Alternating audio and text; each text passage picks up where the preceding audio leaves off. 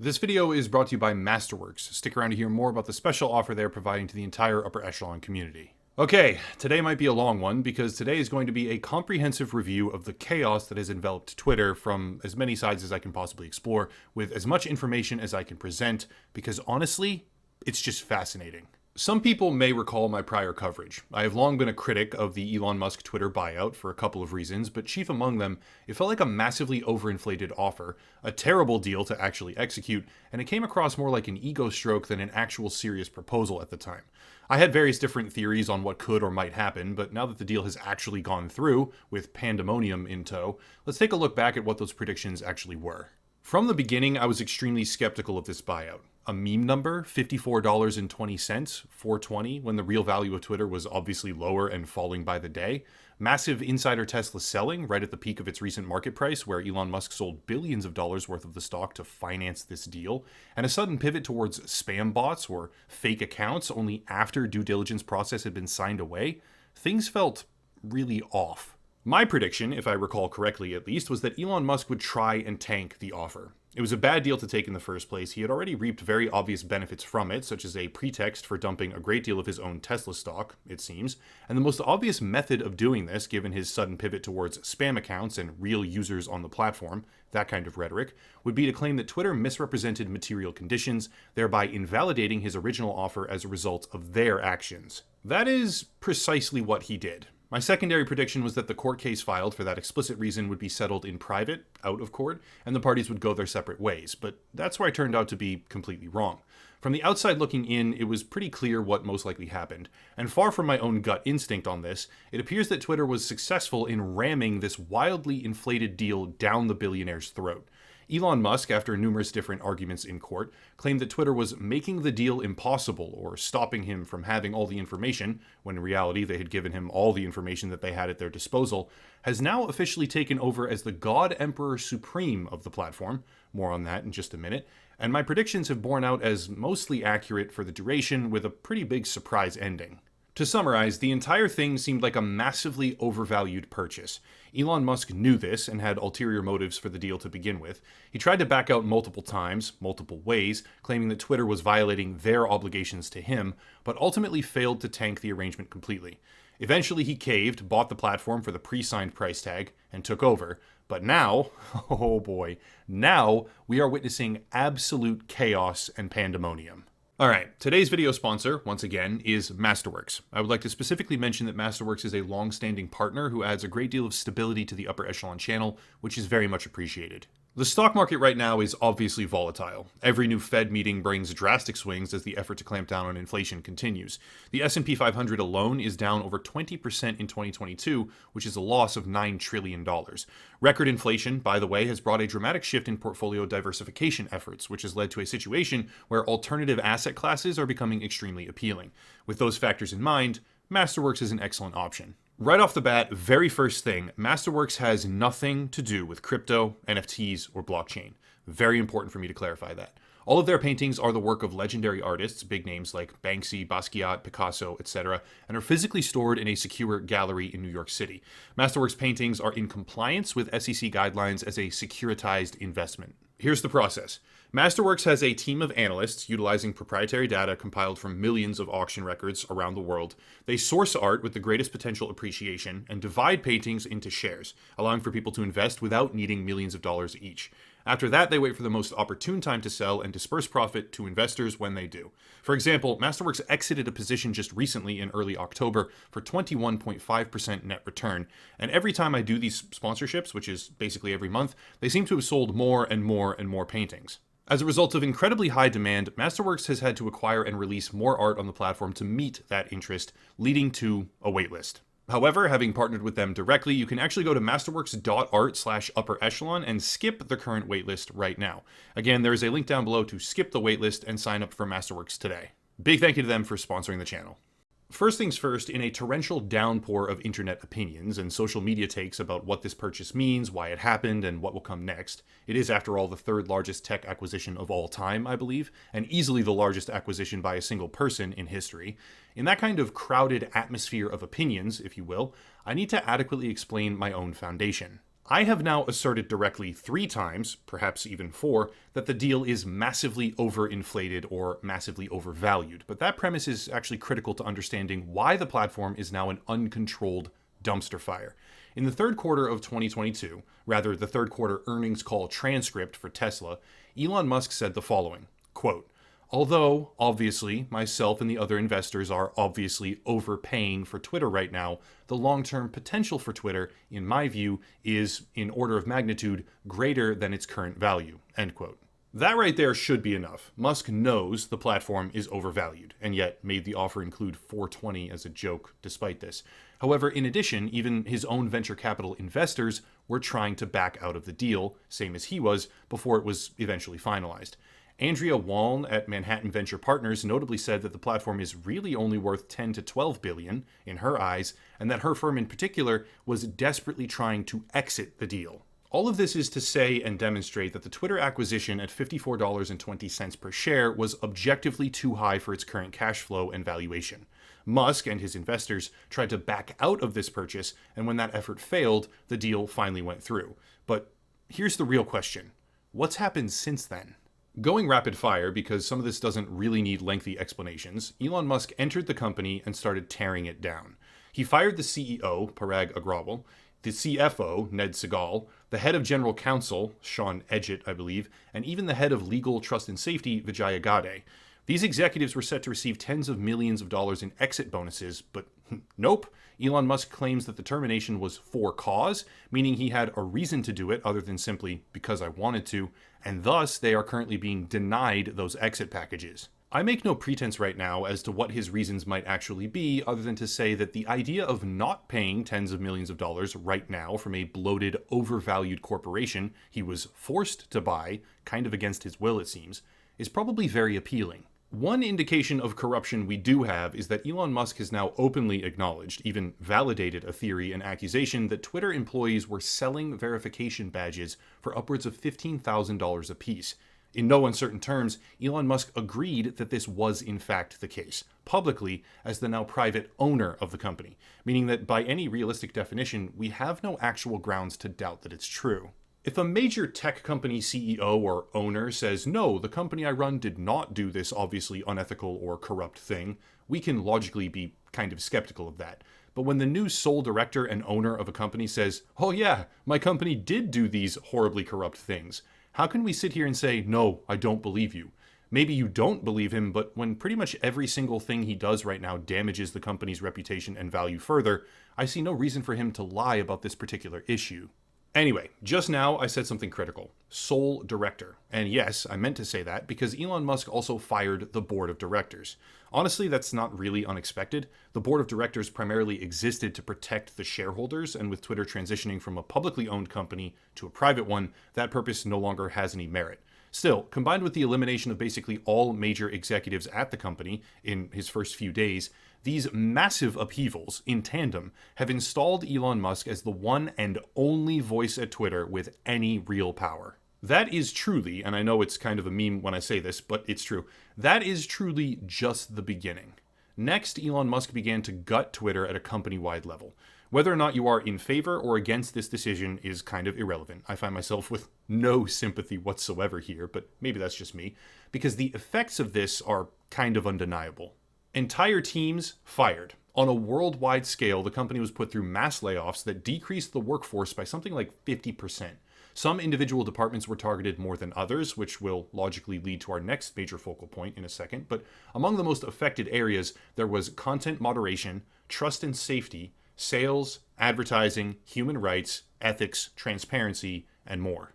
In direct response to all this, a class action lawsuit has emerged, filed in San Francisco, I believe, alleging that Twitter has violated mass layoff notification policy, more specifically the WARN, W-A-R-N Act, by failing to properly relay information to employees in advance of termination.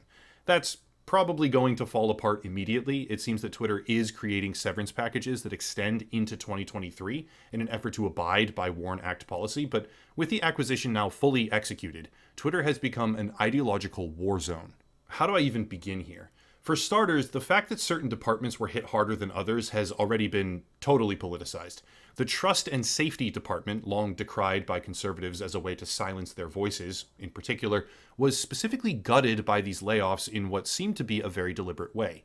Inversely, however, this department is seen by opposing political groups as a last line of defense against misinformation and fascism, or something like that. In order to exert pressure, activist organizations are now deliberately targeting Twitter advertisers, demanding that they pull support from the platform in an effort to undermine the current trajectory of what Musk appears to be doing.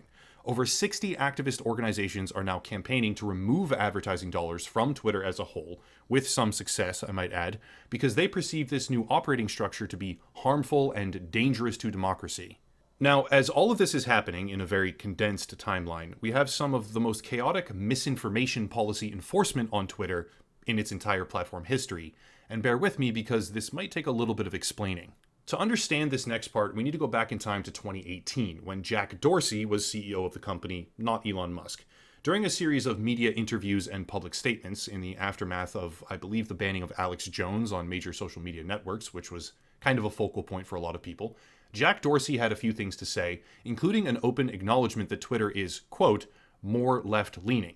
Jack Dorsey admitted that the company has a left-wing bias and further elaborated that conservatives at the company, workers or employees, quote again, feel silenced by the just general swirl of what they perceive to be the broader percentage of leanings within the company, and I don't think that's fair or right, end quote.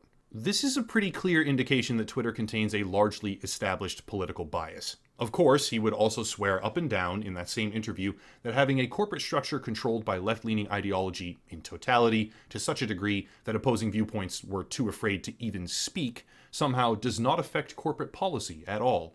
But the reality is that when a group of people have similar thought patterns and beliefs, so much so that the opposition ceases to even speak about it out of fear, that will inexorably affect policy in either a conscious or unconscious way. Why does this matter? Well, it matters because during all of this, mass layoffs, advertiser pressure from activist organizations, executives being fired for cause, and an open statement by the new owner that the company has been, selling verified badges in a pseudo-black market of corruption, Twitter's fact-checking or context tool called Birdwatch, for the first time in history, fact-checked the Biden administration on their official White House profile. Effectively, the White House account misrepresented material facts and falsely claimed credit for something they did not do.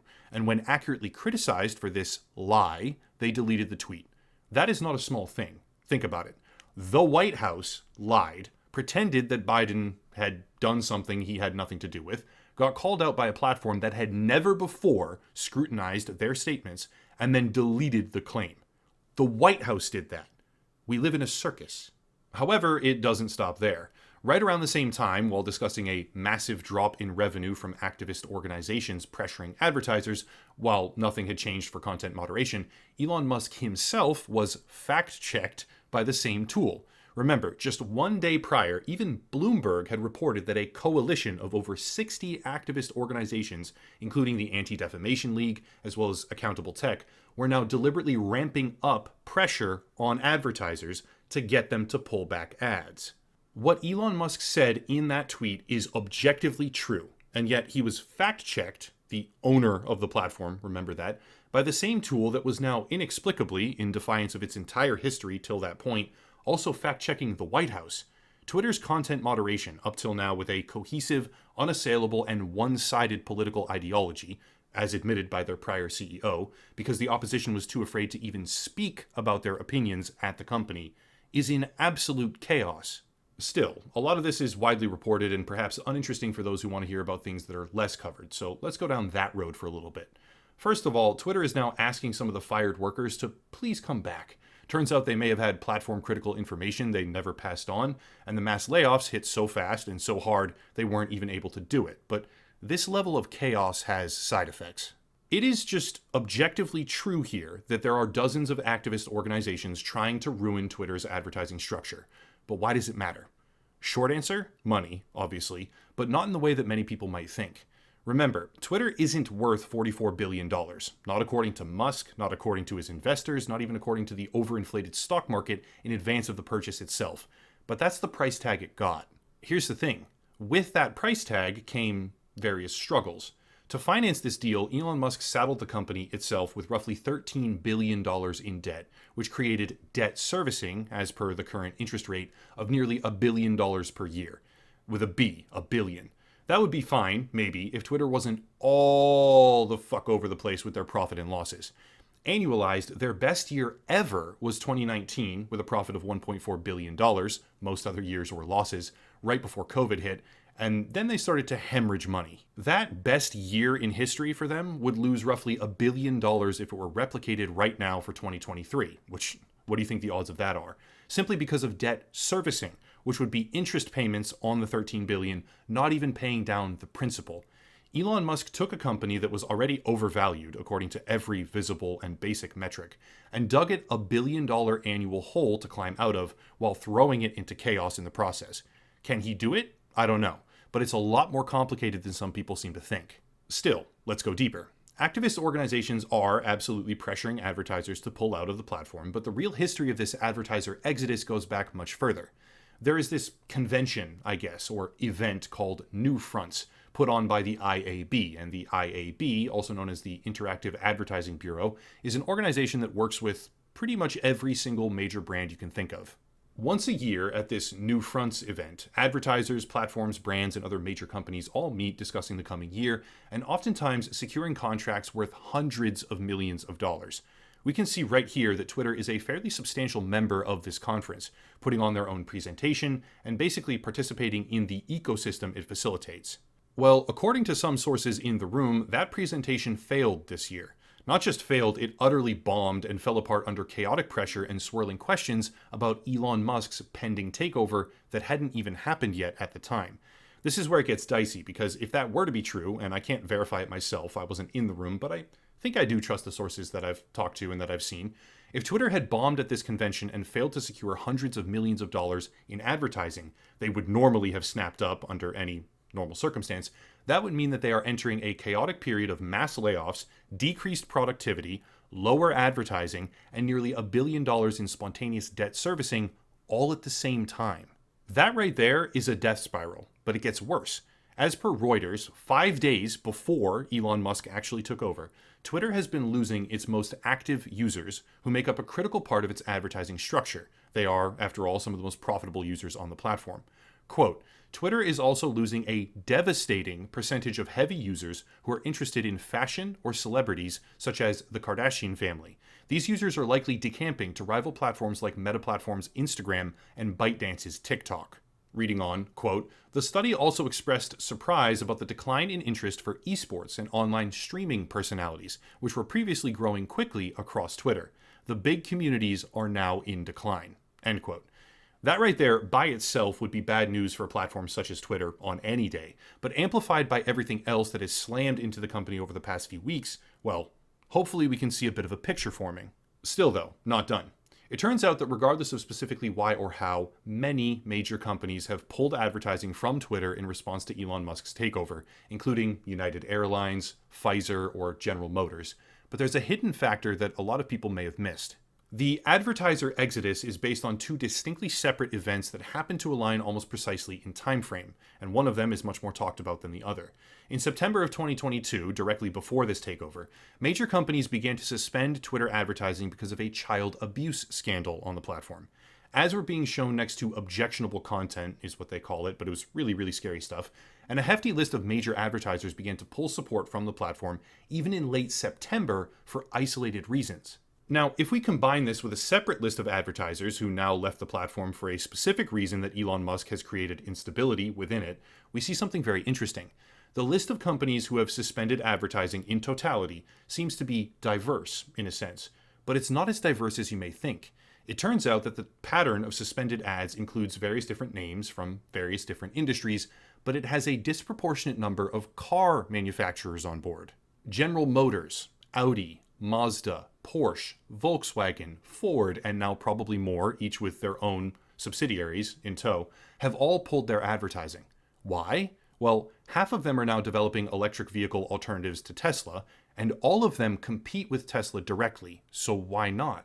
There are actually many different reasons for this, including the fact that Twitter is, above all else, a data collection platform, which has a tremendous amount of information on user behavior and advertising interactions.